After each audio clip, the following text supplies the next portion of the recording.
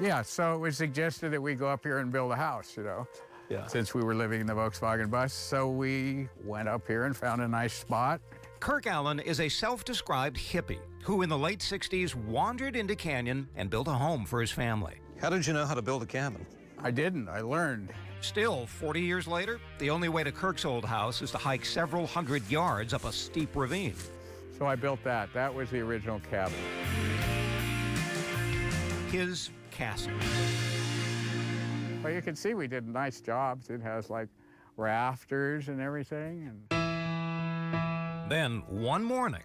And up the trail comes, like, who knows how many sheriff's deputies. And they nail a, like, keep out this property condemned sign on our door. This notice is given pursuant to section blah, blah, blah, and tell us that we'll be subject to arrest if we don't vacate the premises in 24 hours. They're saying your home was a nuisance. Yes. The home you built. Right. County officials condemned virtually all the homes in Canyon. Why did they so have it out for you guys? That's a very good question. The answer was on the other side of the hill, in Oakland, at the East Bay Municipal Utilities District, or East Bay MUD. The power play here is on the part of the East Bay Municipal Utility District to move these people out and then turn it over to some commercial purpose, possibly subdivision. Probably when people start coming out here on the BART trains and looking for a place to live, little valleys like this one aren't going to be here anymore. They're going to have houses in that little valley down there, just like they've got walnut trees planted in there now. East Bay MUD for years had been buying property in and around Canyon. The utility said the citizens of Canyon were contaminating the water supply downstream, but the real reason, some guessed, was that the county did not appreciate the indigenous inhabitants, the so-called hippies. See, those were the days, there were the 60s. People drank alcohol. People smoked marijuana. Whatever the reason, the county wanted the long hairs out of their hair. Battle lines were drawn. It's sort of a David-Goliath thing, you know.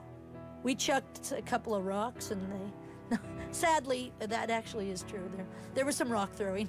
They had thought, oh, we're just a bunch of dumb hippies living out there. And then they found, no, this is something else, that they were among some very sophisticated people. And this resulted in 200 hours of hearings in Martinez. Here is a younger Kirk at one of the hearings. The hippies hired a lawyer who proved to East Bay MUD that residents didn't need a fancy sewage treatment plant. They could build a smaller facility and maintain it themselves. The utility looked over the plans. And finally they said, we can't do this because it's never been done before. Then the county said the hippie houses weren't up to code. I have a daughter, a 10-year-old daughter, and I wish I had the documentation to show you on her treehouse. Her treehouse was condemned because it doesn't have plumbing. This is a 7-by-7 structure in a tree. And so it went back and forth, the hippies versus the establishment. It has united the community with the will to fight. The only way they're getting me out of this house is feet first. And then we went from scared and outraged to getting organized to do battle with these people, which we did. And oh boy, here we are, so I guess we won. They won by being smart and by being tough and being scrappy and standing up for their rights. And in doing that, they did something for all of us. Canyon's legacy is the way the entire Bay Area looks at future development. Not to mention one of the most interesting communities in all the world, Canyon itself. Coming up, what's it like to live in Canyon today? Off the proverbial grid, right here in the Bay Area. Heck, some people don't even own a television, so they do not have the luxury of doing what you're about to do. Stay tuned as Eye on the Bay's look at the community of Canyon continues. This